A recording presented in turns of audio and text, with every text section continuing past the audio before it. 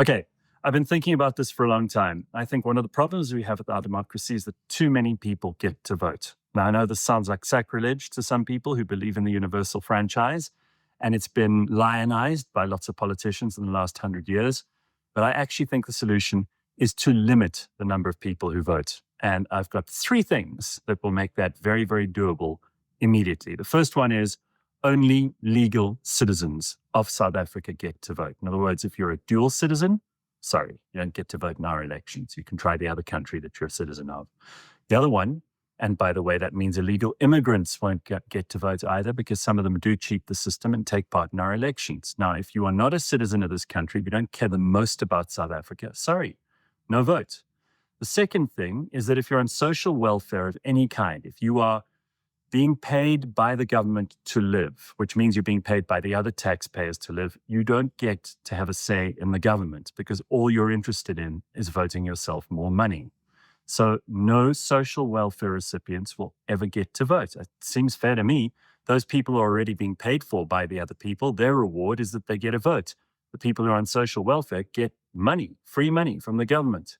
So that's number 2. And number 3 is that you have to do a little citizenship test.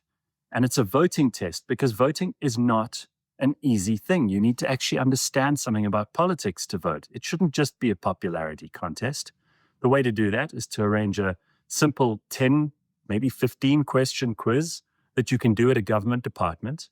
You can fill it in at the same place you do your driver's license, or at Home Affairs, or at a bank. They can administer this for us so that it's done properly.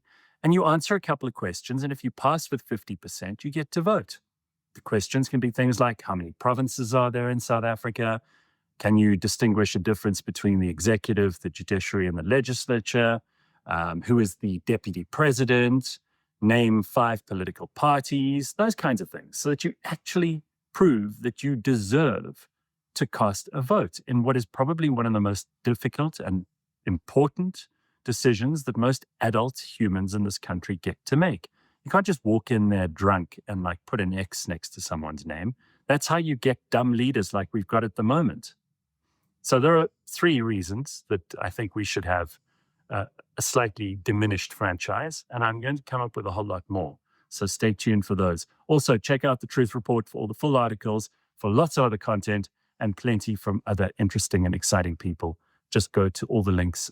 They'll all be on this at the bottom, I suppose. I hope someone does that.